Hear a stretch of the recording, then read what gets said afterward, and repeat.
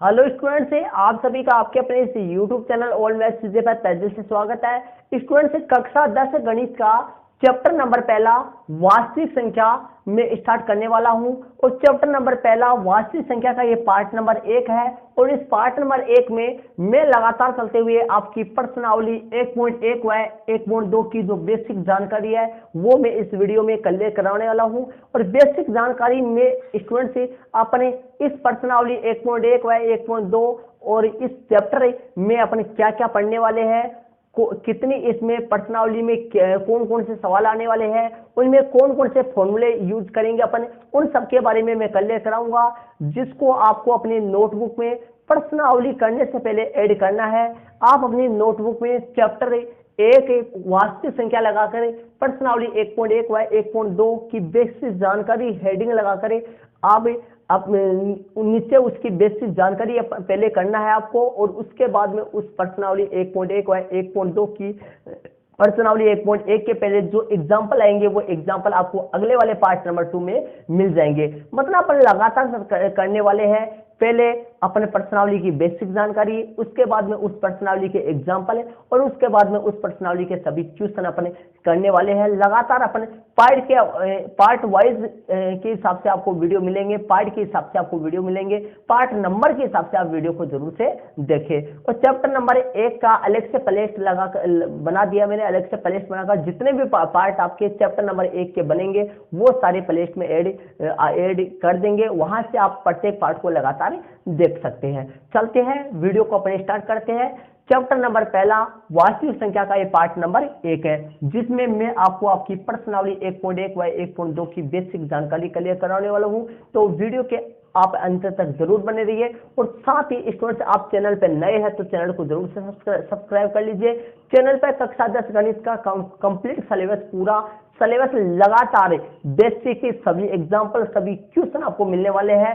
तो यदि आप चैनल पर नए हैं तो सब्सक्राइब कर लीजिए, साथ ही कक्षा 10 के अन्य स्टूडेंट्स तक भी वीडियो को जरूर से शेयर कीजिए ताकि चैनल के माध्यम से वो भी अपना सिलेबस पूरा कर सके। चलते हैं। तो जब वीडियो को स्टार्ट करने से पहले स्टूडेंट्स मैं आपको सबसे पहले ये बताता हूं कि इस चैप्टर का जो नाम वास्तविक संख्या है, ये नाम वास्तविक संख्या होता क्या है, इसके बारे में मैं डिटेल से आपको पहले कराता हूं। ध्यान लगा के सुन लीजिए, वास्तविक संख्या होता किसे। वास्तविक संख्या को समझने से पहले स्टूडेंट्स आपने छोटी क्लासों में या कक्षा नंबर 8 या फिर 9th क्लास, इससे पहले वाली क्लासों में आपने परिमेय संख्या पढ़ा होगा। परिमेय संख्या और दूसरा आपने अपरिमेय संख्या पढ़ा होगा। और परिमेय जो संख्या है वो ऐसी संख्या जिनको अपन p बटा q के रूप में लिख सकते हैं, ऐसी संख्या जिनको अपन p बटा q के रूप में लिख सकते हैं वो संख्या परिमेय संख्या कहलाती है। अपरिमेय संख्या ऐसी संख्या जिनको अपन p बटा q के रूप में नहीं लिख सकते, ऐसी संख्या जिनको अपन p बटा q के रूप में नहीं लिख सकते वो अपरिमेय संख्या कहलाती है। तो स्टूडेंट्स परिमेय और अपरिमेय संख्या छोटी क्लासों में आपने पढ़ा होगा। इससे पहले वाली कक्षा नंबर 8 और कक्षा नंबर 9 में आपने परिमेय संख्या ऐसी संख्याएं जिनको अपन p बटा q के रूप में लिख सकते हैं वो परिमेय संख्या कहलाती है और ऐसी संख्याएं जिनको अपन p बटा q के रूप में नहीं लिख सकते वो अपरिमेय संख्याएं कहलाती है। इन दोनों संख्याओं के सम्मिलित रूप को ध्यान से सुन लीजिए, इन दोनों संख्याओं के सम्मिलित रूप को अर्थात इन दोनों संख्याओं के समूह को, इन दोनों संख्याओं को मिला दिया जाए तो इन दोनों संख्याओं के समूह को ही वास्तविक संख्या कहते हैं। इन दोनों संख्याओं परिमेय और अपरिमेय संख्याओं के समूह को ही क्या कहते हैं, वास्तविक संख्या कहते हैं। और परिमेय और अपरिमेय जो संख्या होती है, परिमेय संख्या वो होती है जिसका दशमलव प्रसाद शांत हो, अशांत आवर्ती हो, अशांत अनावर्ती हो। ये पूरा विवरण अपन इसी चैप्टर के एक्सरसाइज प्रश्नावली 1.4 में अपन पूरा पढ़ने वाले हैं। तो यहां पर मैं आपको शॉर्ट तरीके से सिर्फ ये बताया हूं कि परिमेय संख्या वो होती है जिसको अपन p बटा q के रूप में लिख सकते हैं और अपरिमेय संख्या वो होती है जिसको अपन p बटा q के रूप में नहीं लिख सकते और इन दोनों संख्याओं के समूह को ही अपन वास्तविक संख्या कहते हैं। इन दोनों संख्याओं को एक साथ इनका समूह हो जाए तो अपन इसको वास्तविक संख्या कहते हैं। तो चलते हैं, परिमेय संख्या की परिभाषा अपन लिख देते हैं। इसकी वास्तविक संख्या की अपन परिभाषा लिख देते हैं। परिमेय संख्या और अपरिमेय संख्या के समूह को ही अपन वास्तविक संख्या कहते हैं। तो स्टूडेंट्स मैंने परिभाषा आपके सामने लिख दी है, परिमेय और अपरिमेय संख्याओं के समूह को ही वास्तविक संख्या कहते हैं। मतलब परिमेय संख्या और अपरिमेय संख्या इन दोनों का समूह बना दिया जाए तो समूह को ही अपने वास्तविक संख्या कहते हैं। ठीक है, अब इसके एग्जाम्पल लिखते हैं कुछ, जैसे मान लो कि 5/8 है, ये 5/8 परिमेय भी हो सकता है, परिमेय भी हो सकता है, लेकिन परिमेय हो चाहे अपरिमेय हो, दोनों के समूह को ही अपन वास्तविक संख्या कहते हैं। 5/8 भी वास्तविक संख्या कहलाती है, परिमेय संख्या है तो भी वास्तविक संख्या कहलाती है, अपरिमेय संख्या है तो भी वास्तविक संख्या कहलाती है।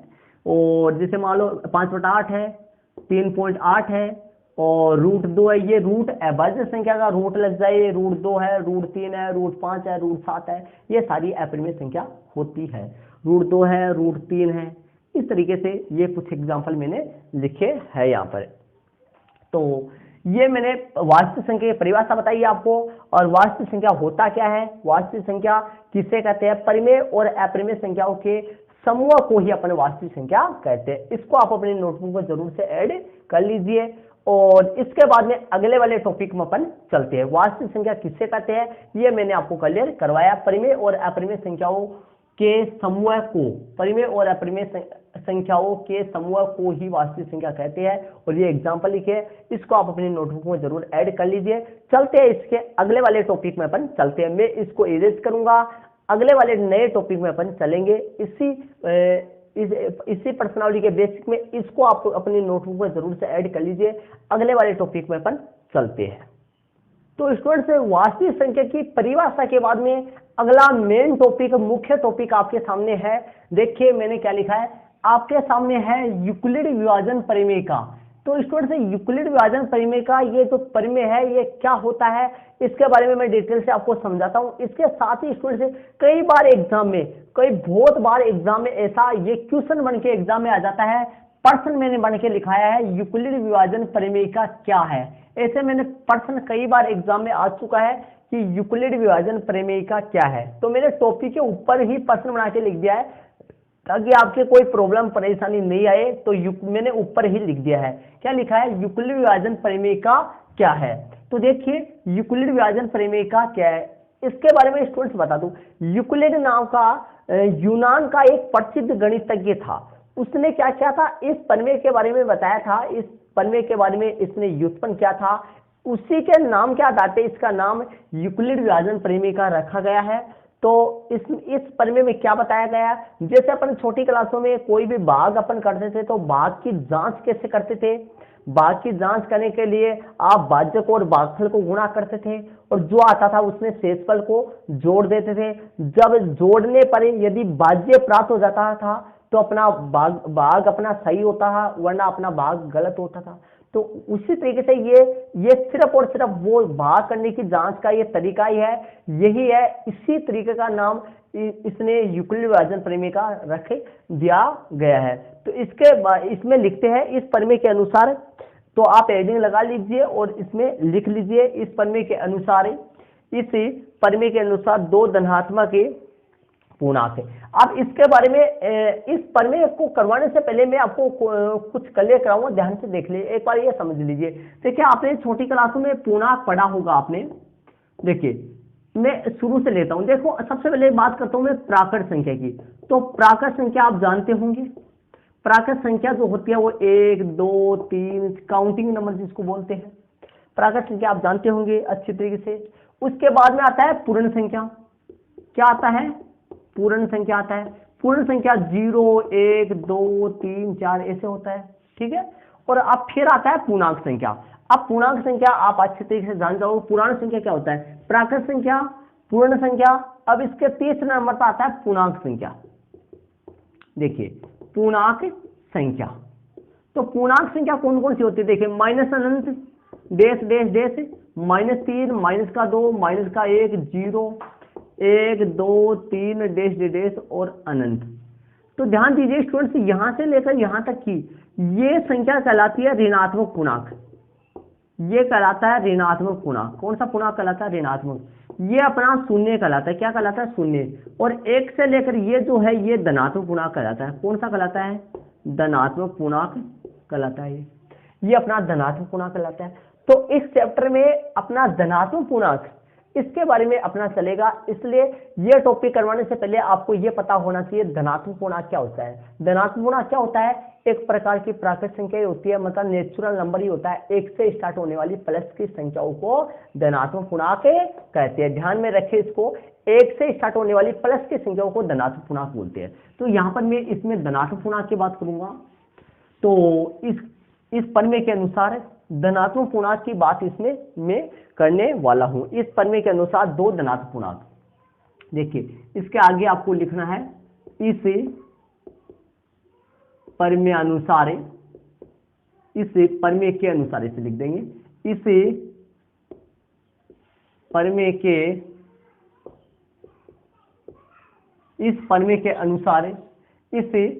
के अनुसार दो धनात्मक पूर्णांक, इस प्रमेय के अनुसार दो धनात्मक पूर्णांक, धनात्मक पूर्णांक मैंने आपको अभी बताया है कौन सी संख्या होती है, प्लस वाली संख्या होती है, जिसको अपन प्राकृत संख्या बोलते हैं, सेम वही होती है। इस प्रमेय के अनुसार दो धनात्मक पूर्णांक ए व बी, दो धनात्मक पूर्णांक है। मैंने दो धनात्मक पूर्णांक मतलब प्लस वाली संख्याओं की जगह मैंने ए और बी जो है वो चल ले लिया है। मैंने माना कि ये दो धनात्मक पूर्णांक है, ए व बी, और यहाँ ए जो है वो बड़ा होना चाहिए बी से हो। मैंने क्या लिखा है, इस प्रमेय के अनुसार दो धनात्मक पूर्णांक ए व बी या ए तथा बी, ए बड़ा होगा किससे, बी से, ए बड़ा होगा बी से हो, यदि ए को बी से विभाजित, यदि इसके आगे इसमें लिखना है, यदि ए को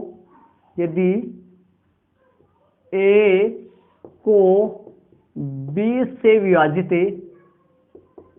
यदि ए को बी से विभाजित किया जाए, यदि ए को बी से विभाजित किया जाए तो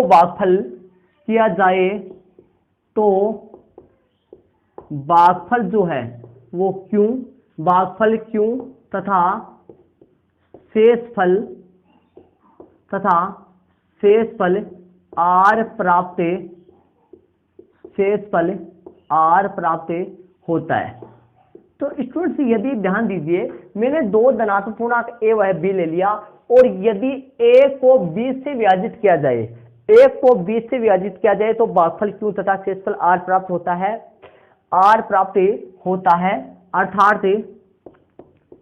अर्थात आपने छोटी क्लास में ये पढ़ा होगा कि भाज्य बराबर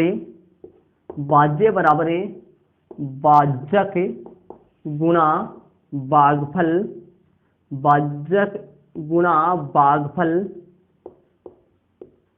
प्लस में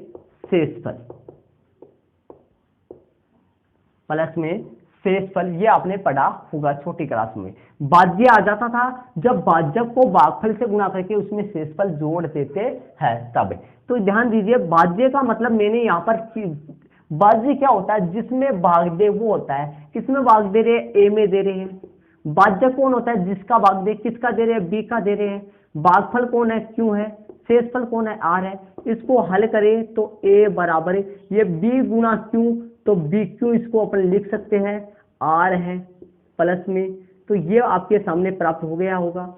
यहाँ या जहां लिख सकते हैं, जीरो या जीरो से बड़ा होता है आर, जीरो हो सकता है, जीरो से बड़ा होता है, लेकिन 20 से तो आर हर बार छोटा रहेगा। जिसका अपन भाग दे शेषफल उससे तो छोटा ही बचेगा स्टूडेंट। तो आपके सामने मैंने यूक्लिड विभाजन प्रमेय का पूरा विवरण आपको करवाया है। तो आपके सामने यदि आप एग्जाम में ये प्रश्न आए यूक्लिड विभाजन प्रमेय का क्या है, तो आपको ये बीच में मैंने लाइन लिखी है, भाज्य बराबर भाज्य गुणा भागफल प्लस शेषफल, और ये गुणा वाली जो लाइन लिखी है, मतलब ये दो लाइन जो मैंने लिखी है ऊपर, एक तो ये वाली लाइन और एक ये वाली लाइन, इनको आप छोड़ सकते हैं, डायरेक्ट आप ये लिख सकते हो। मैंने समझाने के लिए पूरा करवाया आपको, ताकि आपके अच्छे तरीके से समझ में आ सके, ये इसलिए मैंने आपको करवाया है। तो यहाँ तक के बेसिक जानकारी आप अपनी नोटबुक में ऐड कर लीजिए और अपनी फेर नोटबुक डाल लीजिए। आपका नया सत्र 2022-23 का श्री गणेश कर चुके हैं अपने, और इसके बेसिक जानकारी के लिए अपनी नोटबुक डाल लीजिए और उसमें अपनी बेसिक जानकारी कर लीजिए। प्रश्नावली 1.1 व 1.2 की साथ में जानकारी, बेसिक जानकारी में लिखूंगा, यहां तक अपनी बेसिक जानकारी अपनी नोटबुक में ऐड कर लीजिए। इसके आगे अपने चलते हैं। इसके नीचे देखो, ये प्रश्न के हिसाब से एग्जाम में यदि क्वेश्चन आए तो ये बोला था यूक्लिड विभाजन परिमेय का क्या है, तो अपन लिख देंगे यही यूक्लिड विभाजन परिमेय का क्या है, और यूक्लिड विभाजन परिमेय का ये सूत्र बन गया a बराबर bq प्लस r। तो लिख देंगे अतः न लगाकर प्रश्न के हिसाब यही यूक्लिड विभाजन है, यही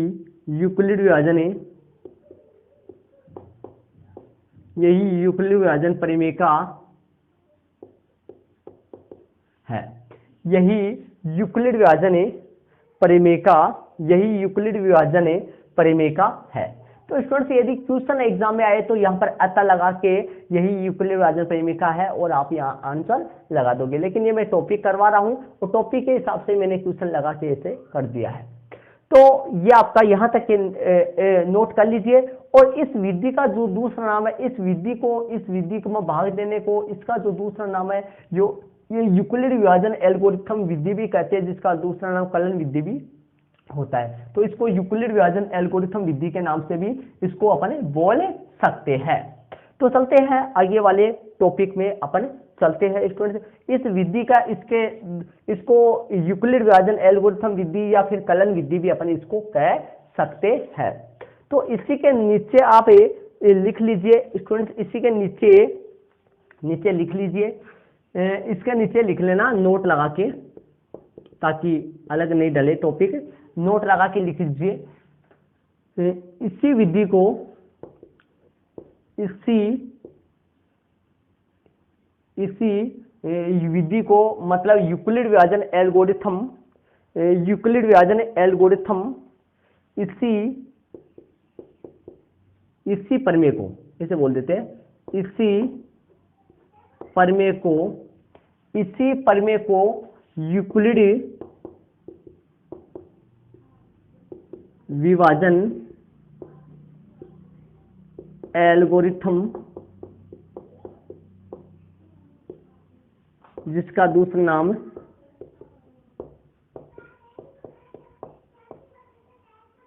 ये लो, देखो क्या हुआ, इसी प्रमेय को यूक्लिड विभाजन एल्गोरिथम या कलन विधि, या फिर लगा के कोष्टक में मैंने कलन विधि लिख दिया, सही है, कलन विधि कहते हैं, कलन विधि कहते हैं। तो इस प्रमेय की सहायता से अपने दो संख्याओं का एचसीएफ का मतलब क्या होता है, एचसीएफ होता है महत्तम समवर्तक, जो आपने छोटी क्लासों में मैथ से पढ़ा था वो वाला होता है स्टूडेंट से। तो मैथ से या एचसीएफ करने की विधि भी है, लेकिन केवल और केवल दो संख्याओं का मैथ है या दो संख्याओं का एचसीएफ ही अपन इस विधि की सहायता से कर सकते हैं। तो इसी प्रमेय को यूक्लिड विभाजन एल्गोरिथम या कलन विधि भी कहते हैं, कलन विधि भी कहते हैं स्टूडेंट्स। ये भी इसका नाम ही है, मैंने कोष्टक में लगा दिया है, कलन विधि भी इसको अपन कहते हैं। और इसकी सहायता से, इस विधि से अपन केवल दो संख्याओं का एचसीएफ निकाल सकते हैं, तीन संख्याओं का एचसीएफ नहीं निकाल सकते, दो संख्याओं का एचसीएफ निकाल सकते हैं। यहां तक की बेसिक जानकारी अपने नोटबुक में ऐड कर लीजिए और इसके आगे अपन चलते हैं, अगले वाले टॉपिक में चलते हैं। तो चलते हैं स्टूडेंट्स, अगले वाला टॉपिक उसको मैं आपको कल कराता हूँ। इससे अगले वाला जो टॉपिक है वो देखिए, अंक गणित की आधारभूत प्रमेय। ये जो टॉपिक है स्टूडेंट्स, इस टॉपिक की सहायता सिर्फ इसे आपकी प्रश्नावली 1.2 का शायद प्रश्न नंबर 5 है या फिर 6 है, एक ही सवाल इस टॉपिक के माध्यम से है और सवाल नहीं है। तो देखिए ये वाला टॉपिक आपको मैं क्लियर कराता हूँ। देखिए, अंक गणित के आधारभूत प्रमेय। इस प्रमेय के अनुसार प्रत्येक भाज्य संख्या को अभाज्य संख्याओं के रूप में व्यक्त कर सकते हैं। इस प्रमेय के अनुसार प्रत्येक भाज्य संख्या को, जैसे ये प्रत्येक भाज्य संख्या 6 है, भाज्य संख्या क्या है 6 है। प्रत्येक भाज्य संख्या को अभाज्य संख्याओं के रूप में व्यक्त कर सकते हैं। स्टूडेंट्स कोई भी भाज्य संख्या है उसको अभाज्य गुणा अभाज्य के रूप में लिख सकते हैं। जैसे यहाँ पर 6 भाज्य था, इसको मैंने 2 गुणा 3 के रूप में लिख दिया, तो ये 2 गुणा 3 क्या हुआ, अभाज्य गुणा अभाज्य हो गया ना। तो इस प्रमेय की सहायता से आपकी प्रश्नावली देखिए, आपकी एक्सरसाइज 1.2 का क्वेश्चन नंबर जो 6 है वो इस प्रमेय की सहायता से या इस टॉपिक की सहायता से होगा। आप भी अपनी नोटबुक में ऐसे ऐड कर सकते हो ताकि आपके दिमाग में रह जाएगा कि इस प्रमेय की सहायता से सिर्फ और सिर्फ अपने को ये वाला क्वेश्चन करना है। इस प्रमेय की हेल्प से, इस प्रमेय की सहायता से अपने को ये वाला टॉपिक, ये वाला जो क्वेश्चन है 1.2 का क्वेश्चन नंबर 6 जो है वो अपन इस प्रमेय की सहायता से करेंगे। मतलब ये जो प्रमेय है वहां पर अपने काम में आएगी। ठीक है, अब इसके अगले वाला जो टॉपिक है वो अगले वाले प्रश्नावली 1.2 में आ गए अपने। 1.2 का है ये टॉपिक वैसे, लेकिन मैंने 1.1 और 1.2 के दोनों का जो बेसिक है वो एक साथ ही करवा रहा हूं ताकि 1.2 अपन लगातार स्टार्ट कर सके। तो आगे वाला जो टॉपिक, आगे वाले देखिए आगे क्या है अपने पास। आगे देखिए अपने पास महत्तम समवर्तक, मतलब अपने मैथ्स है और लघुत्तम समवर्तक लेस है। छोटी क्लासों में मैथ्स है लेस है, जिसको इंग्लिश में एचसीएफ और एलसीएम बोलते हैं। कि अपने विधिया क्लियर कराता हूँ कि कौन कौन सी विधिया से एचसीएफ करेंगे, कौन कौन सी विधियों से अपन एलसीएम करने वाले हैं, वो अपन में क्लियर कर। यहाँ तक की बेसिक जानकारी अपनी नोटबुक में ऐड कर लीजिए। तो स्टूडेंट्स इसका अगला वाला जो टॉपिक है वो आपका एचसीएफ और एलसीएम है, मतलब कि महत्तम समवर्तक और लघुत्तम समवर्तक, जिसको आपने छोटी क्लासों में मैथ्स और लेस पढ़ा था। मैंने आपको लिखा है, देखिए महत्तम समवर्तक जिसको इंग्लिश में एचसीएफ हाईएस्ट कॉमन फैक्टर बोलते हैं, हाईएस्ट कॉमन फैक्टर एचसीएफ। और इसका लघुत्तम समवर्तक जिसको बोलते हैं लोवेस्ट कॉमन फैक्टर, जिसको लोवेस्ट कॉमन फैक्टर बोलते हैं। तो इस लोवेस्ट कॉमन मल्टीपल बोलते हैं इसको। और इसकी विधिया मतलब अपनी प्रश्नावली 1.2 में अपन एचसीएफ और एलसीएम ही पढ़ने वाले हैं। एचसीएफ मतलब मैथ्स है, एलसीएम मतलब लेस ही पढ़ने वाले हैं। इसके कौन कौन सी विधियों से अपन पढ़ने वाले हैं ये मैं आपको क्लियर कराऊंगा। तो देखिए एचसीएफ जो होता है, ध्यान से देखिए एचसीएफ और एलसीएम क्या होता है। देखिए 2 और 4 की मैं बात करूं, 2 और मैं 4 की बात करूं तो 2 और 4 का जो एचसीएफ है, 2 और 4 का जो एचसीएफ है और जो 2 और 4 का जो एलसीएम है, ध्यान से सुन लीजिए। इन दोनों का एचसीएफ, देखिए इन दोनों का एचसीएफ जो है और इन दोनों का एलसीएम जो है, ध्यान दीजिए इन दोनों का एचसीएफ क्या होता है, एलसीएम क्या होता है। देखिए 2 और 4 का एचसीएफ तो 2 होता है, एचसीएफ तो होता है 2 और एलसीएम होता है इनका 4, है ना।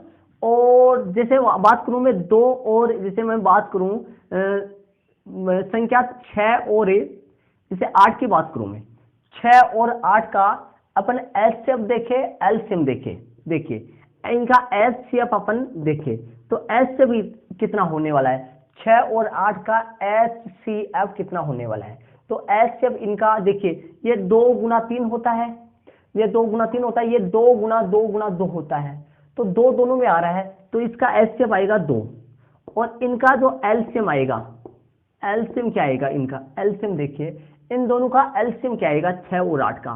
तो देखिए इसके मल्टीपल अपन लिखे, मल्टीपल का मतलब इसके गुणज अपन लिखे 6, 12, 18, 24, 6 24, 6 पंजो 30, इसके लिखे, इसका भी 24 आएगा, इसका 6 चौक 24 आएगा, इसका 8 3 24 आएगा। तो 24 दोनों में आ रहा है। 24 जो है वो दोनों में लोवेस्ट कॉमन फैक्टर है, कॉमन मल्टीपल है, लोवेस्ट कॉमन मल्टीपल है 24। तो 24 इसका एलसीएम आएगा। तो एचसीएफ 2 एक ऐसी संख्या है, 2 छोटी से छोटी एक ऐसी संख्या है, इनका भाग इन दोनों में पूरा पूरा जाता है। ठीक है, एचसीएफ एक ऐसी संख्या होती है जिनका भाग उन दोनों में पूरा पूरा जाता है। और एलसीएम 24 एक ऐसी संख्या होती है, ऐसी छोटी से छोटी संख्या होती है कि इसका भाग अर्थात इन दोनों का भाग इस 24 में पूरा पूरा जाएगा। बाकी मैं आपको प्रश्नावली के टाइम पे पूरा क्लियर कराऊंगा। तो आप इसकी विधियां अपन लिखने चाहेंगे एचसीएफ और एलसीएम की, मैथ्स है को इंग्लिश में एचसीएफ शॉर्ट तरीके से बोलते हैं और लेसर को इंग्लिश में शॉर्ट नाम एलसीएम होता है। ठीक है, तो देखिए मैं आपको पूरा क्लियर पर्सनालिटी पे आएगा उस टाइम में एचसीएफ क्या होता है, एलसीएम क्या होता है, वो मैं पूरा वहां पे क्लियर आपको कराऊंगा। तो इसकी विधियां, पहली इसकी विधि देखिए। एचसीएफ करने की जो पहली विधि है वो मैंने आपको बेसिक में बताया था, शुरू में ही बताया था कि यूक्लिड, पहली विधि का नाम है इसका यूक्लिड विभाजन है, यूक्लिड विभाजन है एल्गोरिथम, यूक्लिड विभाजन एल्गोरिथम प्रमेय से। पहली विधि का नाम है यूक्लिड विभाजन एल्गोरिथम प्रमेय से, एचसीएफ की पहली विधि।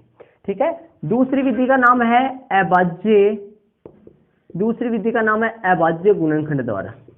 कौन सी विधि, क्या नाम है इसका, अभाज्य गुणनखंड द्वारा। ठीक है, तीसरी विधि का नाम है सूत्र द्वारा, सूत्र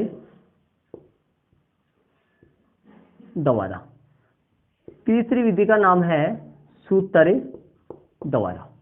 लेकिन मैं इसके अलावा मैं बता दूं स्टूडेंट से, ध्यान दीजिए इस विधि में केवल दो संख्याओं का एचसीएफ होता है। ध्यान दीजिए यहाँ पर है सूत्र द्वारा, इस विधि से केवल दो संख्याओं का एचसीएफ ही अपन कर सकते हैं। कितनी संख्याओं का एचसीएफ, मैं इसको थोड़ा आगे किसका देता हूं, ध्यान दीजिए यहां पर मैं क्या लिखूंगा, देखिए केवल दो संख्याओं का, यदि केवल अपने पास प्रश्न में दो संख्याएं दे रखी हो तब अपने यूक्लिड विभाजन प्रमेय से एचसीएफ कर सकते हैं, अन्यथा एचसीएफ नहीं कर सकते। दो संख्याएं देगा तो अपने यूक्लिड विभाजन प्रमेय से एचसीएफ कर सकते हैं, वरना अपने यहां पर अभाज्य गुणनखंड विधि से, इस विधि की सहायता से दो संख्याओं का भी एचसीएफ निकाल सकते हैं, तीन संख्याओं का भी निकाल सकते हैं, चार का भी निकाल सकते हैं, कितनी भी संख्याओं का एचसीएफ इस विधि की सहायता से निकाला जा सकता है। सूत्र द्वारा इसमें भी केवल दो का ही निकाल सकते हैं, केवल दो संख्याओं का ही एचसीएफ निकाल सकते हैं। एलसीएम की पहली विधि अभाज्य गुणनखंड विधि, पहली विधि का नाम है अभाज्य गुणनखंड द्वारा। ये लो, पहली विधि का नाम है अभाज्य गुणनखंड द्वारा। दूसरी विधि का नाम है सूत्र द्वारा। कौन सी विधि है, सूत्र द्वारा।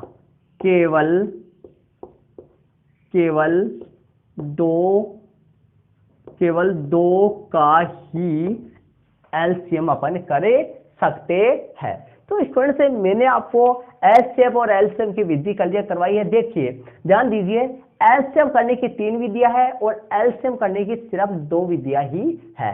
देखिए मैं आपको पर्सनली 1.2 में है, ये 1.2 में आपको पूरा क्लियर कराऊंगा, ये विधियां वहां पे टोटल क्लियर कराऊंगा कि कौन सी विधि क्या क्या है। पहले तो ये बेसिक चल रहा है, ये आप ऐड कर लीजिए, ये अपने काम में आएगा, पर्सनली 1.2 करेंगे तब। तो देखिए महत्तम समापवर्तक मतलब एचसीएफ करने की 3 विधियां हैं, यूक्लिड विभाजन एल्गोरिथम प्रमेय से, यूक्लिड विभाजन एल्गोरिथम प्रमेय से जो केवल 2 संख्याओं का, अभाज्य गुणनखंड द्वारा कितनी भी संख्याओं का कर सकते हैं, सूत्र द्वारा केवल 2 संख्याओं का, और अभाज्य इसमें एलसीएम की केवल 2 ही विधियां होती है, अभाज्य गुणनखंड द्वारा कितनी भी संख्याओं का कर सकते हैं और सूत्र द्वारा केवल 2 संख्याओं का करेंगे। तो ध्यान दीजिए यूक्लिड विभाजन प्रमेय की सहायता से एचसीएफ किया जा सकता है, एलसीएम नहीं कर सकते। तो शायद आपके समझ में आ गया होगा कि एचसीएफ करने की 3 विधियां है और एलसीएम करने की 2 विधियां है, एक विधि इसकी एक्स्ट्रा है, कौन सी विधि है आपको शायद समझ में आ चुका है। यहां तक की जो बेसिक जानकारी है वो पर्सनालिटी के पहले अपनी नोटबुक में कर लीजिए। इसके आगे एक छोटी सी बात क्लियर और करानी है मेरे को, इसके बाद में अपना बेसिक कंप्लीट पूरा हो चुका है। तो स्टूडेंट्स लास्ट जो छोटा वाला टॉपिक है, जो ऐसा टॉपिक है जिसको स्टूडेंट से कहीं पे भी नहीं बताया जाता है, मैंने इसलिए बताना उचित समझा। तो स्टूडेंट्स कई बार क्या हो जाता है कि डायरेक्ट यदि अपने को संख्या दे दे, जैसे अपने को दे दे 36 और 48 का एचसीएफ याद कीजिए, तो अपन एचसीएफ कर देंगे, और यदि एलसीएम ज्ञात करने के लिए बोलेगा तो अपन एलसीएम कर देंगे, कोई दिक्कत नहीं होगा। लेकिन कई बार क्या होता है, हिंदी वाला प्रश्न देता है, कई बार हिंदी वाला प्रश्न आता है, कम से कम 2 या 3 प्रश्न अपने एक्सरसाइज 1.1 और 1.2 इन दोनों एक्सरसाइज में एक एक दो दो क्वेश्चन ऐसे है जो हिंदी टाइप के क्वेश्चन है। उन क्वेश्चनों में अपने को ये नहीं पता चलता है कि एचसीएफ करना पड़ेगा या फिर एलसीएम करना पड़ेगा। उनके लिए मैंने कुछ आपके रूल्स बनाए हैं, कुछ मैंने आपको कुछ ऐसी कोई छोटी बात कुछ बातें लिखी है जिसकी सहायता से आप आसानी से पता कर सकते हैं कि एचसीएफ करना होगा या फिर एलसीएम, या क्वेश्चन दोबारा भी पता करना हो। क्वेश्चन में भी आपको बता दूंगा मैं एलसीएम क्यों हुआ है, एचसीएफ क्यों हुआ, वो भी मैं आपको बता दूंगा। देखिए कुछ हिंदी भाषा के प्रश्नों के लिए, कुछ हिंदी भाषा के प्रश्नों के लिए ऐसे लगा के प्रश्न में निम्न शब्द होने पर एचसीएफ करना है। प्रश्न में निम्न शब्द होने पर एचसीएफ करना है। यदि प्रश्न में ये 2 शब्द आ रहा है, रोमन में पहला और रोमन में दूसरा, न्यूनतम और अधिकतम शब्द आ रहा है, तो आपको एचसीएफ करना होगा। क्या करना होगा? एचसीएफ करना होगा। और प्रश्न में निम्न शब्द होने पर एलसीएम करना है। और यदि प्रश्न में प्रारंभिक शब्द यूज हो रहा है तो आपको एलसीएम करना है। क्या करना है? एलसीएम करना है। तो यदि न्यूनतम अधिकतम 2 शब्द आ रहा है तो आपको एचसीएफ करना है, और यदि प्रारंभिक शब्द आ रहा है तो आपको एलसीएम करना है। स्टूडेंट्स मैं आपको बता दूं, ये वाले जो लिखे हैं मैंने, ये सत्य पूरे सत्य नहीं है। मैं बता देता हूं आपको, मैंने थोड़ा सा आइडिया लगाकर ऐसा बनाया है ताकि आपकी प्रॉब्लम नहीं आ सके। वैसे ये पूरा सत्य नहीं है। जरूरी नहीं न्यूनतम और अधिकतम पे हर बार एचसीएफ ही हो। आपके बुक के लिए मतलब आपके क्वेश्चनों के लिए सही है ये। वैसे जरूरी नहीं है कि पूरा निश्चित नहीं है कि अधिकतम और न्यूनतम शब्द आने पर एचसीएफ ही होगा, एलसीएम भी हो सकता है। ये पूरा जरूरी नहीं है। लेकिन मैंने आपकी बुक, आपके क्वेश्चन के अनुसार, आपकी बुक में आपकी प्रश्नावली 1.1 और 1.2 में ऐसे हिंदी वाले क्वेश्चन में मैंने देखकर वहां से क्लियर किया है कि आपके तो ऐसा ही है स्टूडेंट से। इसकी सहायता से कुछ आपको बेनिफिट मिलेगा, और साथ ही मैं आपको क्वेश्चन में वहां पर डाउट क्लियर करा दूंगा कि एचसीएफ हुआ है, एचसीएफ हुआ तो एचसीएफ क्यों होगा, और एलसीएम हुआ तो एलसीएम क्यों होगा। वहां पर एचसीएफ और एलसीएम होने का रीजन क्या है वो मैं आपको क्वेश्चन में क्लियर पूरा करा दूंगा। तो यहां तक की जो बेसिक जानकारी है स्टूडेंट्स, यहां तक की जो बेसिक जानकारी है वो आपकी प्रश्नावली 1.1 और 1.2 की बेसिक जानकारी मैंने क्लियर करवा दी है। तो यहां तक की बेसिक जानकारी आप अपनी नोटबुक में ऐड कर लीजिए। और इसके अगले वाले पार्ट में जो पार्ट नंबर 2 आएगा उसमें मैं आपको लगातार चलते हुए आपकी प्रश्नावली 1.1 के पहले एग्जाम्पल नंबर 1 जो उदाहरण नंबर 1 है वहां से वीडियो को स्टार्ट करूंगा। अगले वाले पार्ट नंबर 2 जो है उसमें आपको स्टूडेंट से उदाहरण नंबर 1 से वीडियो को स्टार्ट करेंगे। वीडियो आपको मिल जाएगा, आप पार्ट वाइज लगातार देखते रहिए, आपको प्रत्येक क्वेश्चन मिल जाएगा। प्रत्येक पार्ट बना हुआ है, पार्ट वाइज आप ऐसा नहीं कि भाई इस पार्ट के बाद में अगला पार्ट बना हुआ नहीं होगा, बना हुआ है। आप पार्ट वाइज देखते चलिए, आपको मिल जाएगा। कोई भी पार्ट आपको नहीं मिल रहा है तो कमेंट्स कीजिए, प्रत्येक कमेंट्स का मैं रिप्लाई करूंगा। ओके स्टूडेंट्स, वीडियो कैसा लगा कमेंट जरूर से कीजिए, और अच्छा लगा हो तो वीडियो को लाइक कीजिए, अपने दोस्तों के साथ जरूर शेयर कीजिए। ओके स्टूडेंट्स, जय हिंद।